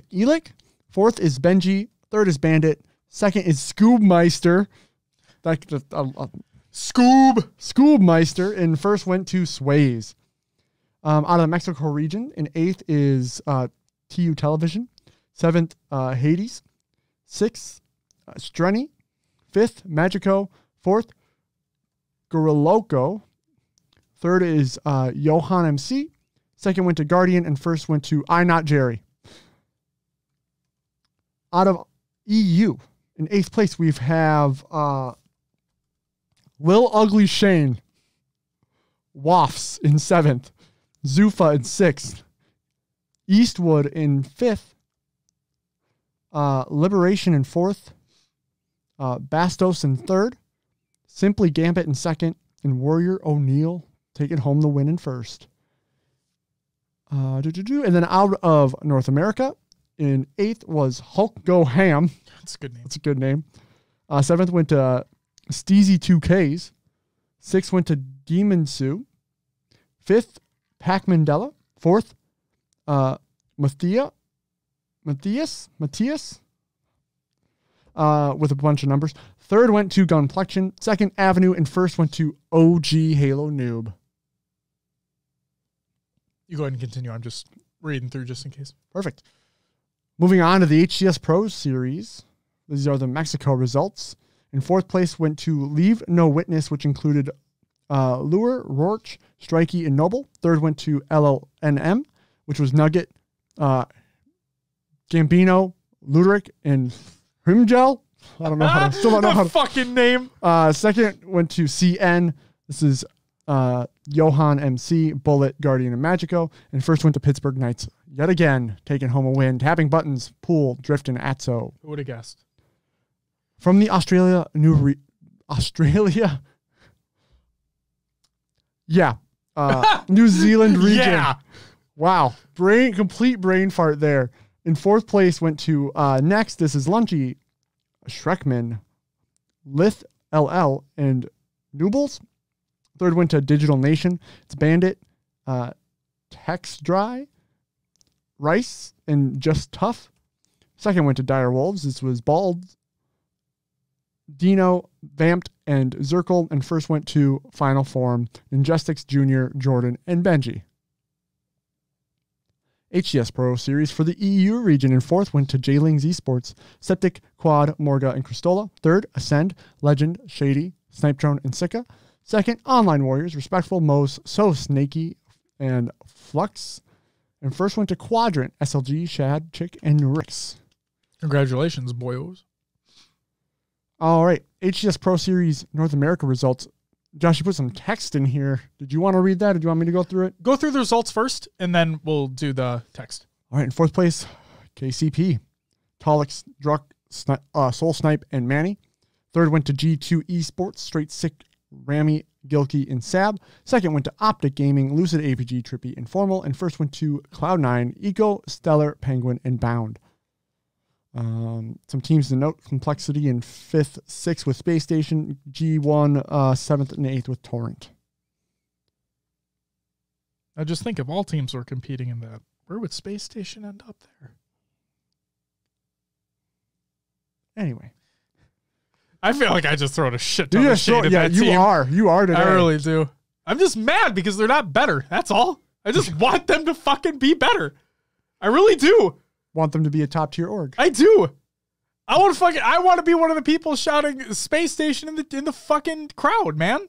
When everyone else is rooting for Sentinels, you want to be the Space Station guy. I do, because like they have a cool fucking cosplay with the Spartan armor. They have the best merch in the fucking game. The guys are really cool to talk to at the merch booth. Yeah. Like they got a cool vibe to them as well. They've got it going on. It's just that team doesn't. After they put you in their video. Yes, I know, right? Fuck me. Seriously, it's crazy to me that the thing that the big thing about that team is the thing I can't root for because they're just bad. And I want them to be better than that. And then you have the whole Rami situation and Collect being pissed off, and I'm like, God damn it! Fuck! 2 people. You can figure it out who I'm talking about. Go ahead. The text. Okay, from Hoaxer. He states, I'm assuming these are tweets. Yes. He says, also, I have to tip the hat to the boys on Optic for conceding the win to us in that game 2 when one of their games crashed at 46-40. Many teams would have contested that instance and motioned for a restart with modified win conditions despite the context. Nice. So they were down by 6 kills and they just conceded the win. This is the second or third time we've seen something like this happen. Yeah. Where a team just takes the high road and just concedes when there's no point in continuing on. Really good to see. Really good to see. Yeah, I agree. And this is from Bounty. Says, won HCS Pro Series number 5. GG's to Optic Gaming as always. Shout out to the Cloud9 boys for giving me the opportunity to sub in. Hashtag phase up. So I included this tweet because he could either be authentic or trolling as fuck right now with the hashtag phase up at the end of that tweet. Right. You know, it's just when I read that, I'm like, you motherfucker, Bound. Like, you're just egging everybody on right now. Is he going to do it? Is he not going to do it? Is he going to Cloud9? Is he not going to Cloud9? Hashtag phase up. Phase. I read that tweet and I'm like, you motherfucker, Bound. Oh, I love it, but I hate it. And it's just such a troll post. Seriously, it's really what it felt like. It was so funny. Just the hashtag face up on the end. Yep. I'm like, you. But yeah. All right. That's going to do it for Tournament League recaps then. Awesome. Optic need to do better. Let's time for the regular news. Team Snipers.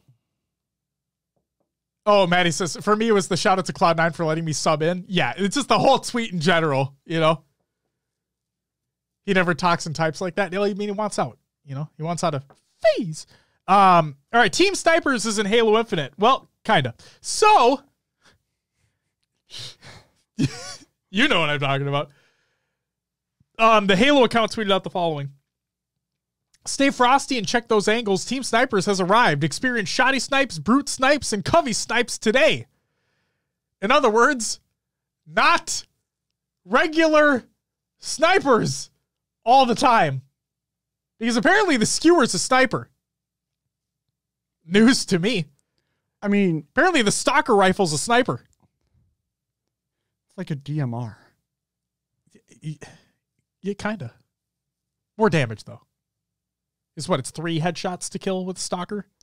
Just 2 to body, 1 to head. Oh, yeah. There you go. I mean, yeah. But how many headshots does it take to kill with the sniper rifle? 1. Anywhere on the body with the skewer. That thing is meant to take down vehicles. Yeah. I just find it so fucking funny that, like, 343. You don't need to give a shit ton of different variants to a fucking playlist that people want. Just stop. Just get it through on the maps. If you're saying it's team snipers, then have snipers and shoddy snipes. That's fine. And you could do, I mean, I would be okay with the variants on the shotgun, right? Get the heat wave in there because that's also a 3-shot kill, like the Bulldog. Oh, you shot, but that fucker travels. Which makes him more of a sniper. Oh my God. Oh my God. No, you're turning into one of them, Will. No, don't do it. Yeah, Team Snipers in Halo Infinite now, but not really. So there you go. You have like a percentage chance to actually get an actual snipers game. This should be called like Precision Slayer because it's precision weapons. Actually, I think Mangler's in it too. I saw somebody talk about how Mangler's was a variant in it as well. Okay. I think. I'm not entirely certain. I'm not playing it, so there's that. Cannon Fodder Encyclopedia Extravaganza by Alex Wakeford. Mangler's is secondary, says Maddie. Get the fuck out. Oh, it's a shotty. It's a shotgun. It's a shotgun pistol. Fucking kill me. But it's not a one-shot beatdown anymore. The Bulldog is. If you get up close and personal with the Bulldog, it's a one-shot melee. Not in ranked because of the melee damage reduced. But, well, the melee damage reduction was across the board. It was just re-increased for BR.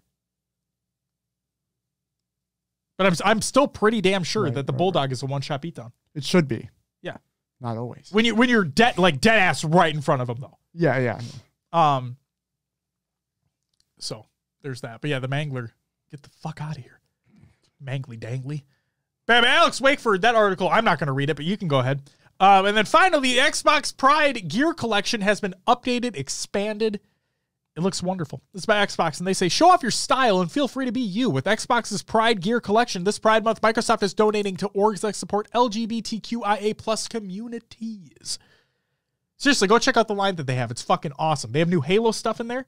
They have the old Halo stuff in there too. They have stuff for a bunch of the other franchises that they have. So go check it out. And that's it for the regular news. Go games watch! CDL Major 3 results. Will, we talked about it last week where we thought there's a chance. There was a chance that the Rocker were going to do something. They had the best map count out of any team leading up to this major. But guess what, Will? It was online. And what do we talk about all the time? Online don't mean shit. Ladies and gentlemen, welcome to the Optic Gaming of the Halo scene. Of the CDL scene, but it's not actually Optic. It's the Minnesota Rocker. You may win everything online, but you're not great on LAN. And holy moly, did we see that happen. We lost our first winners round matchup against the LA Thieves 3-2, who we actually, I think, beat 3-0 online the previous week or whatever. Yeah. Yeah, so online doesn't mean shit. And then, but we 3-0'd the Boston Breach to send the Breach home packing with not a single map win. Sorry, Breach. But then our friends to the north, their home event, but our friends adjacent, right? Minnesota's more north. Okay.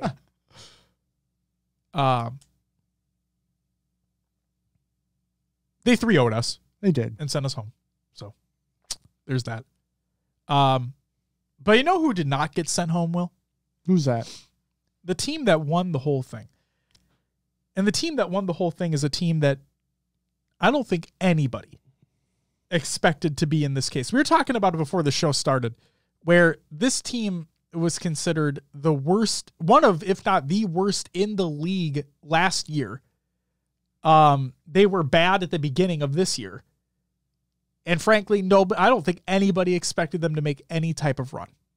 Well, Not only did they make a run, but they didn't drop a single series in the winners bracket. That's right. Your winners were the Seattle fucking Surge. And they won the grand final 5-3 against FaZe. Wow. I believe Major 1 and 2, FaZe lost both grand finals 5-2. So they've improved.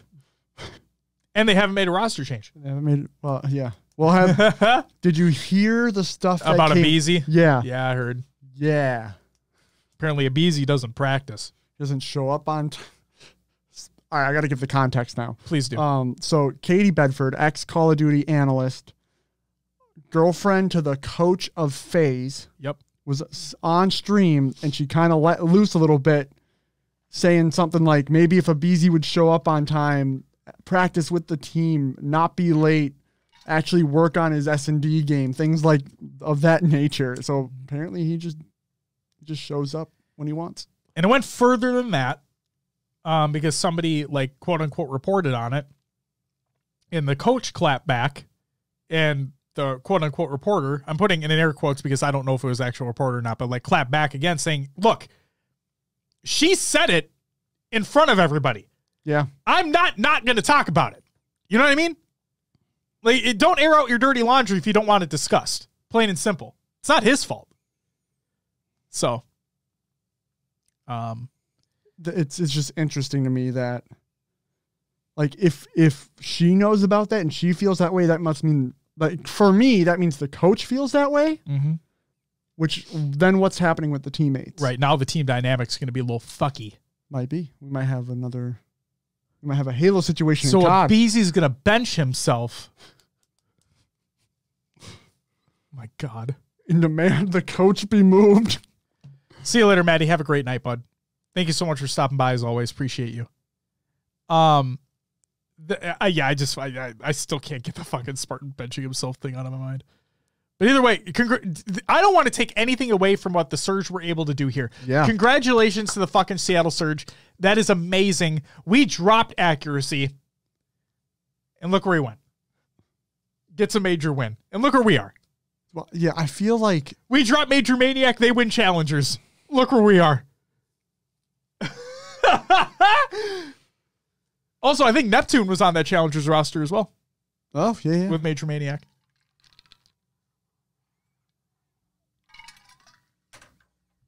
But yeah. Oh, man. Congratulations to the Surge. They earned it. And I was also talking to Will, again, before we recorded the show. I want to point this out. There have now been 3 majors for this Call of Duty. And for all 3, it's been a different winner each time. And arguably all 3, you could argue about Optic, but like all 3 had teams that you wouldn't necessarily think were going to win a major. Optic, considering how wishy-washy they are, they win their home event to kick off the season. That's fucking awesome. The Gorillas, who have never done anything throughout CDL's lifespan, they make a fucking statement, take home the second major win. And then the Seattle Surge, who were arguably the worst team last year, not very great this year to kick things off, come in and win major number 3. Just amazing. Amazing diversity of skill. Love to see it. Love to see it. Didn't Neptune earn more from that major than the Subliners did? Oh my God. Well, the Subliners did get eliminated round 1, so by London, no less. Oof. If Maddie's still here, then, I mean, that's his team, so, you know. Sorry, Maddie. Not sorry. Anything else you want to add for COD? Nah. Good. Right. That's it for COD on the Games Watch. It's time for Will's Adventures with the Nailovers. Another Games too. Will, what'd you play over the last week? Still playing Infinite. Halo Infinite. Sure. Got my challenges done so I could get the stance with the crossed arms like the esports pose. Are you rocking it? I am. I'm still rocking the one. This.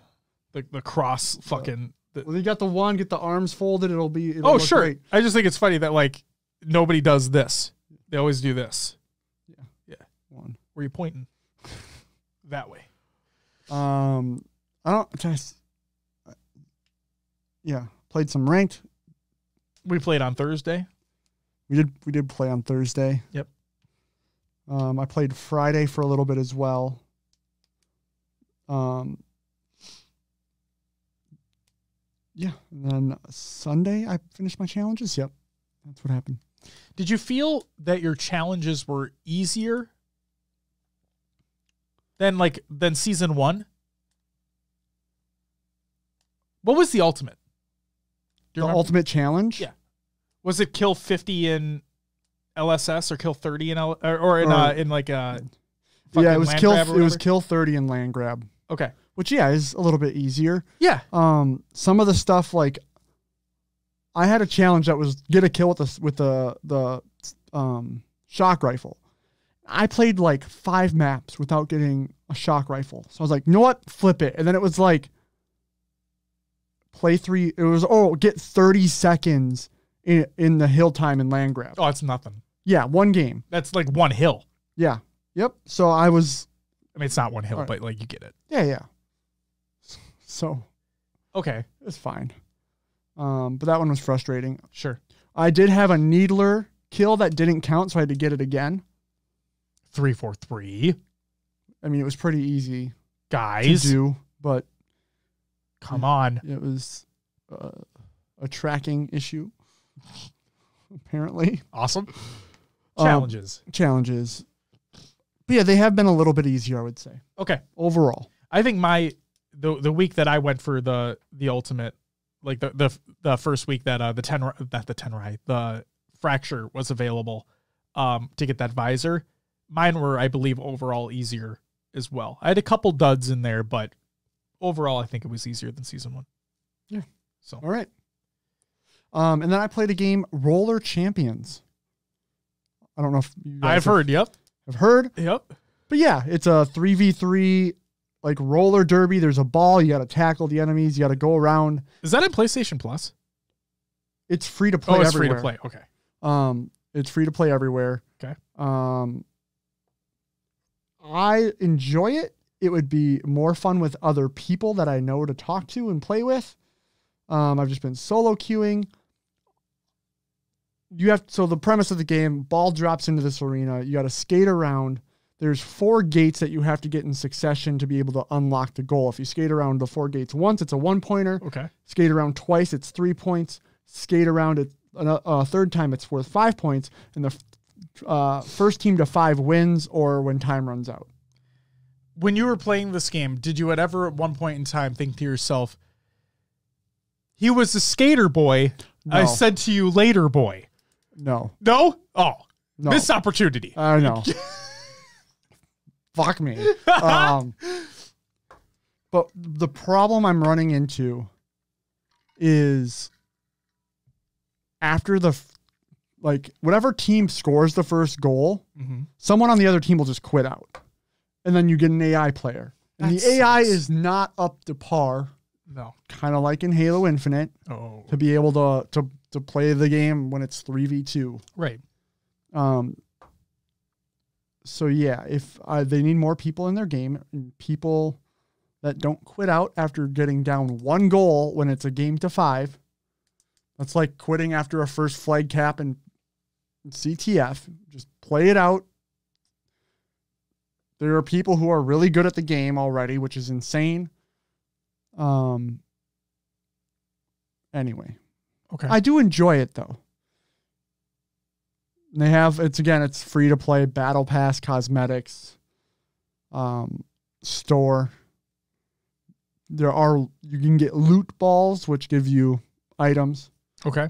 You can earn a few in the battle pass, but then I got a couple from watching in air quotes drops on Twitch, as we talked about. But yeah, that's it. That's all I really played this week. What about yourself, Josh? I played 2 games. I played Halo Infinite as well. For the first time since season 1, I finished my placements because we were playing on Thursday. Yes. Got D3. So there's that. And then which means you're an Onyx. That is not what that means at all. I'm not an Onyx player. Let's be fucking real here. I'm not. Get you there. Okay. And then I'm not. And then I played some Horizon Forbidden West. Just dibble-dabbling back in that. And I will say this. Side quests in that game, surprisingly good. The side quests? Yeah, surprisingly good. And funny. Yeah, like dialogue is really good. So just want to throw that out there. That's what I played. Perfect. Yeah, short, sweet, and to the point. Let's get into some shout-outs. Before that, Alexa says, Josh to SSG confirmed. Yo, the two people that I want removed.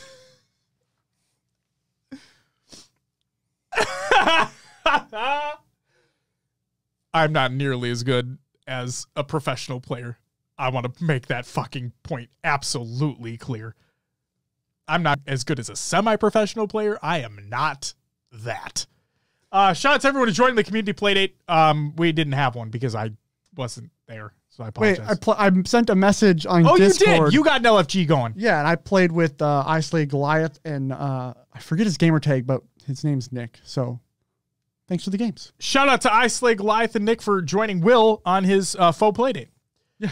Shout out to everyone who followed and subbed during the live show. We had... Oh, God. Okay. Whew. Hold on. Let me back this ass up. We have Elevated Smurf, Tover, Papa Thickness. That's a fucking phenomenal name. Very nice. Vigilant Skull, Boacombs. Probably mispronounced that. I apologize. Raids, Bird Eastwood, Warrior, and Gravity Killer. Thank you all very much for the follows. Greatly appreciated. Thank you so much. And then also Goalie Sniper, aka Justin LaFleche, with the 17-month resub as well. You, again, get a woo! Thank you very much, sir. Happy belated birthday to Jesse Sile. Happy birthday today to K Matify, of which if you haven't watched the little interview we did with him at Kansas City, go check that out on our YouTube channel. And then a very special happy birthday to Taylor, a.k.a. Goalie Sniper's fiancé. Happy birthday, Taylor.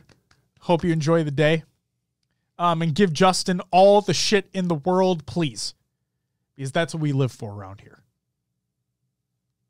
That's it for the shoutouts. Let's get to the community curations. We have Halo memes every day. Reddit.com/r/Halo memes. We have clips of the week number 160 by High Tech Redneck, along with some Splitgate clips in there too. I see a lot of people hopping back on the Splitgate, you know? Maybe you have to jump on that. We have Snap Sliding Tech. This is by Feed. So you know he had like ledge sliding or curb sliding, whatever it was? Yeah. Now there's something new. It's called Snap Sliding, Will. Snap Sliding. Yeah, we got something new to look into. Oh, boy. We will regain SSG Halo Doc HCS Kansas City by Space Station Gaming. Guess what? Rami was in that video. He ain't on the team anymore. Halo Infinite North American Pro Series number 5. Oh, wait, no. Becoming Champions Against All Odds. This is by Sentinels. It's how they won at Kansas City. And Lethul might not be on that team later.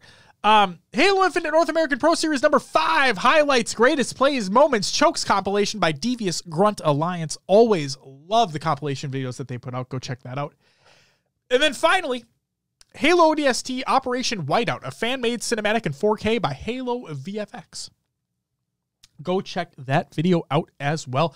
And that's it for the community creations that I have for the week. And that's all I have for the show for the week. So, Will, if you wouldn't mind doing me a solid and plug in the show. As always, you can find us on your favorite podcast services. Just search for HCS Pro Talk. We are on platforms such as iTunes, Podbean, Stitcher, Spotify, and others. And Pocket Cast. Leave us a review and let others know about the show. If you want to join the community discussion, please take a look at our Discord. Join the Discord. Say hi. Maybe join some games. Talk about movies or whatever. Do IRL. that. It's all there. Do that. Link is provided in the Google Doc of the show notes of the show. Do that. Or on the link tree on Twitter. Do that. I think that's where it's at. I think it's there. Yeah. If you want to find us on socials, we do have a Twitter, Instagram, and Facebook. Search for HCS Pro Talk there. If you want to check out VODs, our short interview series we did at Kansas City, it's all up on YouTube, youtube.com/HCS Pro Talk. We do have our own website, hcsprotalk.com with a link to the merch in the top right corner. If you want to join us for a live show, I'm skipped over Twitch. Find us on Twitch, twitch.tv/HCS Pro Talk every Monday at 7 p.m. Central. Roughly. We like to give ourselves a little buffer just in case. You know what I mean? You never know. We might get stuck in conversations about golfing or we might movies or just jackassery that's happened over the week. It's true. Very true. And last but not least here, do not forget about the fine folks over at Podcast Evolve. Make sure to check out evolvedhalo.com. Your home for Halo. They have great shows such as Podcast Evolved Mission Debrief, Halo TV Plus Book Clubs, Build with Blocks, and Halo Headlines. So make sure to drop in and take a look around. Our show's on there too. That it is. Beautiful. Sweet. That's all I got, Josh. Will, thank you as always. And for those who are tuning in live, thank you very much for listening and checking out live episode 238 of HCS Pro Talk. If you're checking out the VOD or the audio version of the show, thank you very much as well. I don't know if you're able to seeing you right now, but know that I greatly appreciate you. And yeah, I don't really have much else to say.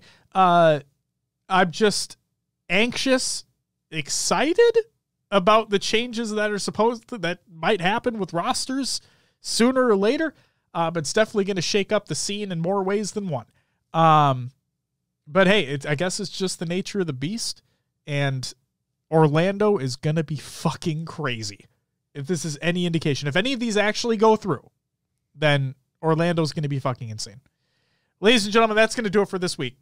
We'll be back next week to talk about some more shenanigans of what happened within the scene that we all love. And love to hate. And hate to love. But it is what it is. And in the words of our show, we'll have to wait and see. But until next week,